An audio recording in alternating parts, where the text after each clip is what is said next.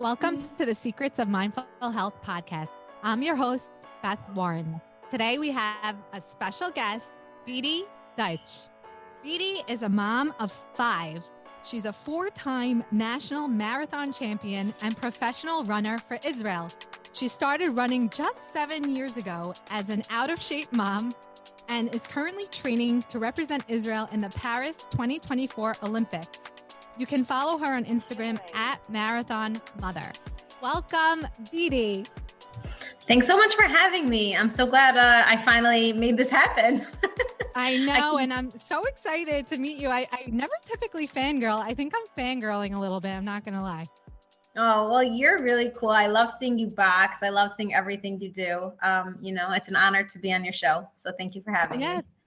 Amazing. I really relate to you as a mom of kids and striving for your goals, pushing actually as an athlete, an official athlete with the work-life balance. So tell us a little bit more about your journey and what brought you to become known as Marathon Mother.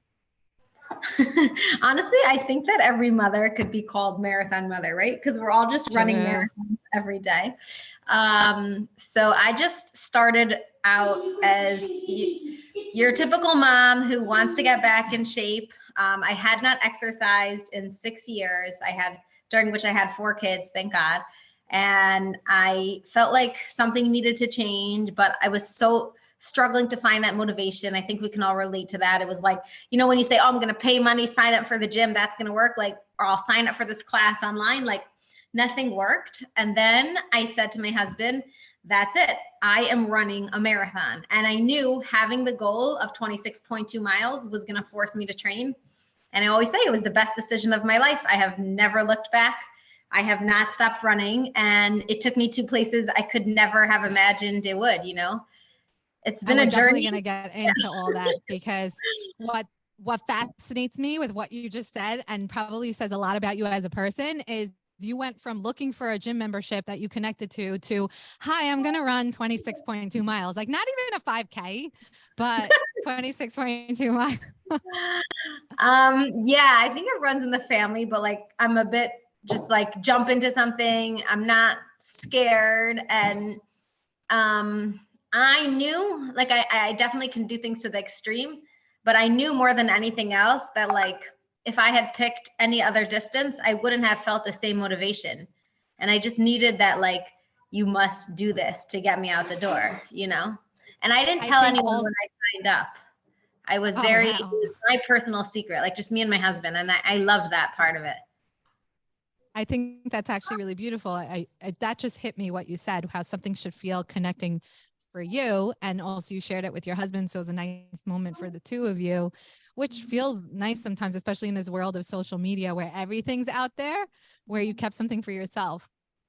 Yeah. And my husband was my biggest supporter, which I'm so grateful for. It's not always it's not a given, marathon training was a lot. And the one thing I would say is that, sorry for all the noise. I have my son in the background. I'm hopefully Hi, we just said mom of 5. We are not, and you're in Israel time. So don't worry about it. We get it. But also I will say that he had been cycling for the first 6 years of our marriage. He was a big biker, and he always, whenever he went out, even if it was Friday afternoon, if he wanted to go for a ride, I saw how important it was for his mental and physical health. And I was super, go enjoy your ride. So I think me supporting him for those years really helped that when I said I want to do a marathon, he was 100% behind me. And yeah, he's always been there. That's so beautiful to hear, because the reality is when you want to meet a goal, it's necessary, not even nice to have support. Yeah, 100%. I mean, I think that's the biggest thing. People ask me, how do I start running? And I always suggest find a group or a training partner, or someone who could hold you accountable. Especially in the beginning, when you are going to struggle to get out the door before it's this routine and before you enjoy it, you need someone behind you. For sure. Because in the beginning, especially, all the challenges hit you head on, even if it's physical challenges or time challenges or anything. And since you're not experienced yet in recognizing challenges and, oh my God, how am I going to get through this? Because it's your first time experiencing it, you kind of need those people on the side being like, oh no, either I've been there before, just push through it, or something along those lines. I think that once you develop that, you still need that. But over time in your training, you start to become like, oh, okay, oops, another challenge. All right, I'll get through this one too. And I know that you've shared your share of challenges in various areas, which is why I love following you. Is extremely relatable that you show what I look to teach on this podcast, that we don't all just come to be this. We deal with our own challenges and we do our best navigating them because we have goals and we like how it makes us feel or whatever the issues are. So I know a lot of physical setbacks recently happened for you that you shared about. Do you feel it was a lot of mental capacity to help push you through it? Like what really got you through that? Because I'm sure that was really hard. Even when I had a recent hip issue, feeling like it was a setback, I was looking at you during your setbacks around the same time. And I'm like, wow, because it's especially when you're driven as an athlete, you really feel the setbacks and you need to take a step back and do what you need to do. So how did you help yourself get through that? Yeah, I think it's funny. Like every challenge you face, the first time you deal with that challenge, you're like, oh my gosh, this is the hardest thing. This is the worst thing. I don't know how I'm going to deal with it. And what I've really seen is that it doesn't get easier, but we become stronger. And, you know, I look back at the challenges that I talk about, you know, when I share my story. So in 2018, I was severely anemic and I found out I had celiac disease and I was training for the Jerusalem Marathon and it felt like such a big deal. But at the end of the day, I wasn't even professional then. Nothing mattered and everything worked out for me in that experience. But so I feel like with each challenge, I have gained more mental insight, but also more the ability to surrender to God's plan and faith, because I don't think I could get through it without my faith. And I always say faith is a muscle that you flex. And how do our muscles get bigger? Every time we put them against resistance, right? And the heavier the resistance is, the stronger they become. So each time that I've undergone a challenge, which I thought, no way could it get worse, right? Getting corona in the middle of your best marathon ever when you're in the shape of your life, that's pretty bad.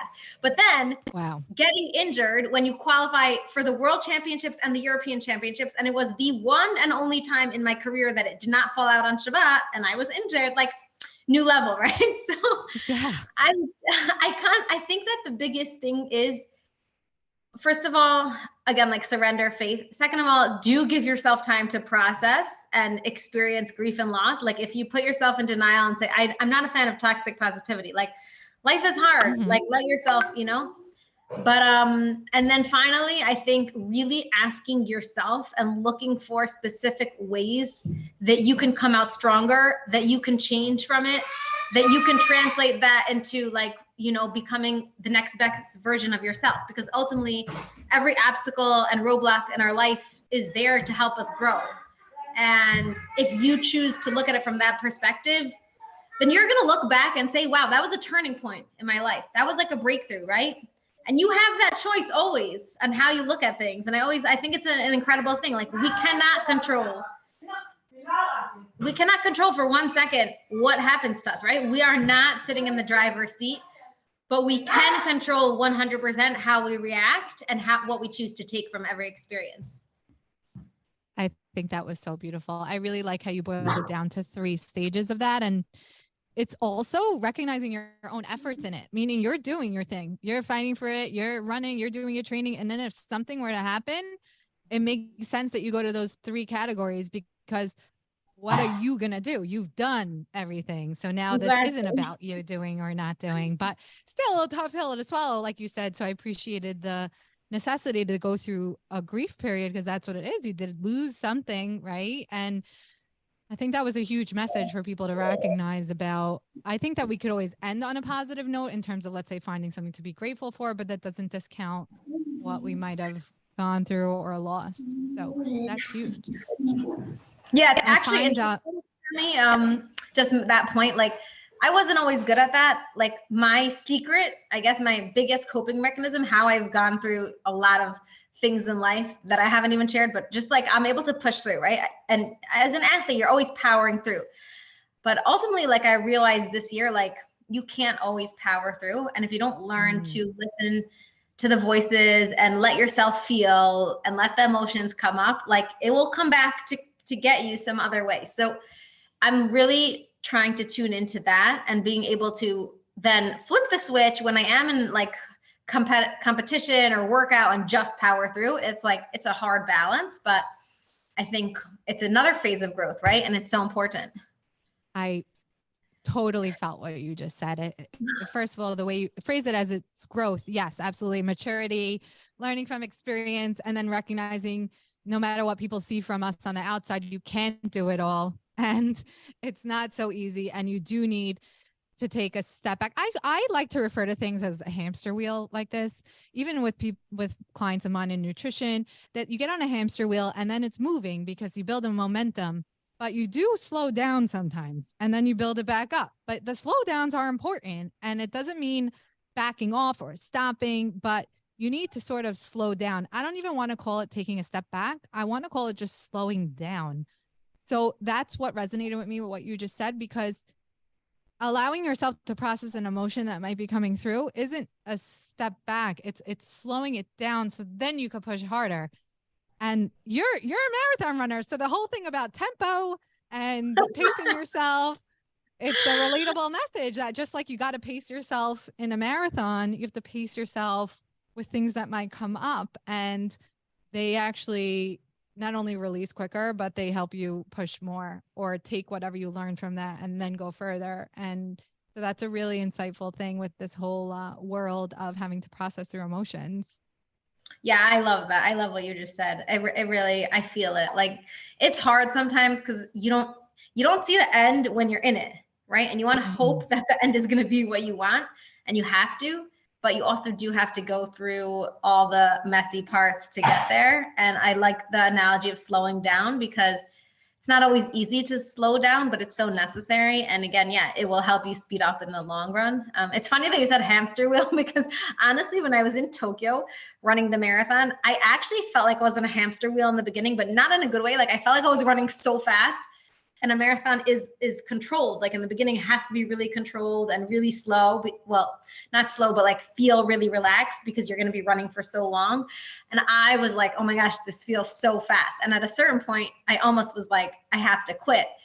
And then thank God, yeah, I slowed down for like 1 kilometer, and then miraculously, like, my mindset shifted and I was able to finish strong. But yeah, that analogy reminded me of that. Because it's interesting. It's its own art form. I box. I'm a fighter, and there's an element of you're running. Sometimes it's actually harder to learn the art of slowing down, meaning it's its own skill to learn how to slow down. Totally. Just like in boxing, every sport sort of has that. So that makes a lot of sense. Another challenge that you talk about, or you don't even, honestly, I put that word in your mouth. You do not reference this as a challenge, but you described your faith. You're a Jewish mom. You are very strong in your devotion, I guess you could say, or your commitment to more modest clothing. I am in awe of that as a fighter, because I even try with my little skirt, which is not, it's just sort of putting something on that makes me still feel connected and modest in my own way. But I also recognize, especially in running, that every piece of clothing you have on is another layer or another couple of milliseconds probably of your skirt getting stuck a little bit in the knee and whatever. So how do you balance holding true to your beliefs and, even in this case, modesty, and then wanting your goals? How do you balance that? I can't give it all because of this, yet I also feel connected to that. It's a big balance. Yeah, it's funny because today I was running, I only train with guys, and like, it's already starting to be like, it's not even hot, but the second the sun's out, everyone's shirts are off. And I'm like, oh boy, here we go into summer season where I'm in like 3 layers and everyone else is like just wearing nothing. And I'm always like, part of what I do to like pump myself up, kind of when it's like the last rep and I'm just like working so hard, I'm like, Beatie, you are the only mom here. You are the only woman here. You are the only one running in all this clothing, and you're still like hanging on to them. Like, you go, girl, you know? So I kind of think you just have to look at, for me, the way I think about the fact that I'm choosing to dress modestly, it's my choice, you know? It's something that I wear as like my badge of honor. If I chose to see it from like this perspective of, oh, poor me, I'm wearing more clothes, it's holding me back, I think it would really affect me a lot more. And I don't even consider it as something that is like holding me back at all. I really am honored to dress this way. It's something that I feel like keeps me in check, you know, the value of modesty, to be humble, to realize who is truly the source of my strength. At the end of the day, you know, as much as I'm such a competitive athlete and I am so deeply invested in this, like I really ultimately am doing it because I want to bring more of, you know, God's light into the world through who I am, through my existence. So dressing the way I am is just like part of that whole package, and I'm proud of it. And I feel like it's cool in this world, you know, like I just want to send that message also, even if it's not about the whole mitzvah or you know, custom of dressing modestly. It's like, just for any woman out there to know, like, however you want to show up, whatever makes you feel comfortable, you can do at the start line of race. And there's not like one way you have to look as a runner, and be proud of who you are. And I really believe when you respect yourself, others respect you. And I've seen it, you know? So that's one of my. I love that you want to show up a certain way for yourself, and that you're connected in that. And that makes you actually perform as good as you can be, irrelevant of the weight or whatever of the clothing. It's just a whole different base. I know you deal also with challenges of the work-life balance of family life and your travel. And I love how I'm sure that's difficult, meaning I can't even imagine, because I mean, I do imagine because I also go through it, but to manage the balance of, or picking and choosing, you know, because I also have to be picky, I'm sure you too, of what I take on. Mm-hmm. You want to do everything, but you can't. And what goes through that like decision process? I know recently you traveled somewhere. I lost where it was, but I want you to put a documentary together of that trip, because it looks so fun. And talk about leading by example. You were there in your way, sharing customs with them, and they were sharing customs with you. So tell us about that trip and how that came to be and how you balanced that. Yes, I was in Kenya for 3 weeks for altitude training, and it was a big decision for me and my family. And it was the first time that I traveled by myself for that long. I have done altitude training with my whole family, but that was over the summer, and it obviously does not work out for all of them to leave school and job for 3 weeks. So I felt, you know, most endurance athletes, like all the elite runners, they're all training at altitude for usually 6 weeks. And like in Israel, the top runners are guys and they're all going to Ethiopia. Either they're not married, they don't have family, or if they have 1 or 2 kids, they're like, peace out, you know, 6 weeks gone. I can't do that. I would never do that.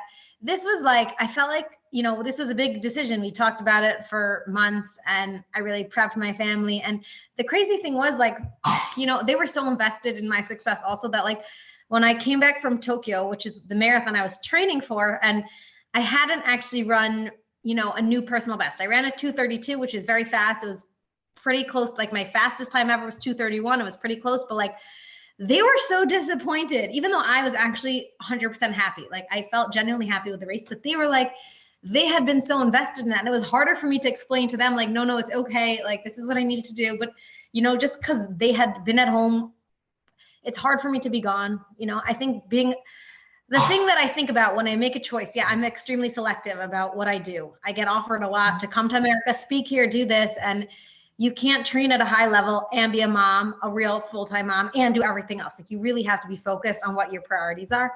And I just remind myself all the time that this is such a short phase of my life, like me being their mother. And anyone else can replace me in all the other things that I do, but no one's going to replace me as a mother. And when you just remind yourself of that, like that's the base, that's a foundation. And so then you can make your decisions based on that. And yes, sometimes I'm going to be a little bit less present as a mom and more present in my running. But other times I know, you know, there were other times where I prioritized my family over running. And it's just that constant balance and being, I think, communicating that with your kids always, because I think that we set examples for them and that it is possible to, like, you're doing it to pursue your passions as a mother, and we should, but it doesn't mean it's easy. And it doesn't mean there's always one clear answer. And you definitely cannot do all the things all the time. I think you brought in so much, like, no, we're not superhuman. Yes, we have to make sacrifices. We have to balance. So that's why I don't love the word balance. I've spoken about it before. I like juggling, because exactly what you said. Sometimes you are more focused on family life, and then your training has to go down a little bit, but then you'll focus more on training. Your family life has to go down a little bit. It's not balance. Balance means it's equal at the same time. And that's impossible. Right. It's impossible. And it's also setting expectations in all those areas, like as an athlete, and you give yourself some grace with that. I can't go 6 weeks, but you know what? Maybe if we arrange this appropriately, then I could go 3 weeks, which is beautiful. And I loved what you said about recognizing that you have a short-term window here and you want to take advantage of it to the fullest. And the reality is it's a part of you. It's a part of you that needs attention too. And if you give yourself that attention, you show up better as the mom, as all this stuff. We can't ignore completely. And I think this is an important conversation to have for moms. Like, you can't ignore parts of you that you need, and you could find a way with it. It might not be how you expect of it. But whenever someone feels like they're fighting themselves in something that they need, like you said earlier in the podcast, it's going to come out to haunt you somehow. It's going to come out another way, maybe through a temper. I don't know. We're all losing our cool in the house, whatever it is. And it doesn't have to be the reason why I love that you're a guest. It doesn't have to be in a marathon. It doesn't have to be in a boxing ring. But I hope that people use our examples to feel like, you know what, there is this thing in me that I feel I need. How can I make this work with my priorities of family? So any tips we could give to moms that are trying to first of all, even identify what they need, but they know they need something, and then how to try to give them like baby steps here, not Kenya, but like going, for a walk down the block. Yeah. I mean, but again, like 7 years ago, I was at the point where I wasn't doing anything for myself. And it's so crazy for me to think about it now. How did I go 6 years? Me, someone who runs a ridiculous amount every single day. Like I can't breathe without running, right? It's like my life. And then I didn't move for 6 years. And it was like, from this good intentions, like I thought, oh, I'm so busy as a mom, I don't have time for myself. And the second I started running, I just felt like I couldn't believe how good I felt. So I think starting with movement in some way that feels good to you, like it doesn't have to be running, but going outside, making time for a class, an exercise class you like. Some people love Zumba, Pilates. I don't know. There's so many options. I specifically think you have to find something that you're excited by, right? Like if don't turn on an online program that you feel forced to do. Like it has to start from this place of, wow, this is really, what I want to do. And if you're not like sure where you want to go, I think speaking to friends or mentors who know you better, who you could like bounce ideas off, really helps. And I think like, especially if you want to set a goal for yourself, that's where a mentor or like, spouse could really help you. Because when I signed up for the marathon, I didn't even want to set a time goal. I was so scared, right? I was so hesitant. And it was because I had kind of lost touch with the part of myself that is not scared. Like I was a reckless, fearless teenager who loved to do things, right? But then I got stuck in the rut of the great rut of motherhood, and I lost that confidence. And again, like you're saying, like shaking yourself up, doing something, maybe even if you don't know what you want to do, just like do something totally different one day. Just go out and just, without any expectation, and see where it takes you. Even I'll go on runs not knowing where I'm going, and I enjoy that also. Some people think I'm crazy because I live in whatever, but you got to do what feels reasonable for you, but a little bit motivates you. Yeah, motivates you, takes you out of your comfort zone, and recognize that's the part of the process. If it wasn't something that made you scared and out of your comfort zone, then it's not what you're looking to do. Because what we're looking to accomplish here within ourselves is going to push us past our comfort zones, but in a way that also circles back into feeling right. So you never want to go past feeling something's wrong. No, but recognizing there's a degree of discomfort, there's a degree of intimidation. If you are in the family life and the cycle of, thank God, we're not saying anything like that, like having kids, the beautiful life that you're living, but recognizing you're sort of, I want to say a little bit lost in that, or I want to say lost in that, but I was going to say stuck in that.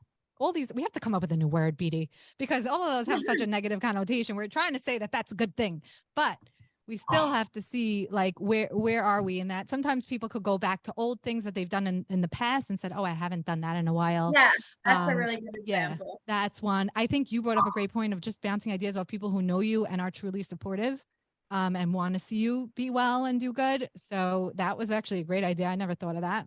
And then also, like you said, not setting expectations and being very open to experiences. More and more in life, I'm recognizing, just be open, allow Hashem, really, like you said, God will help you. If you take the steps, he will lead you to the next, if that was the right step for you. So it's really about you starting to just take the step.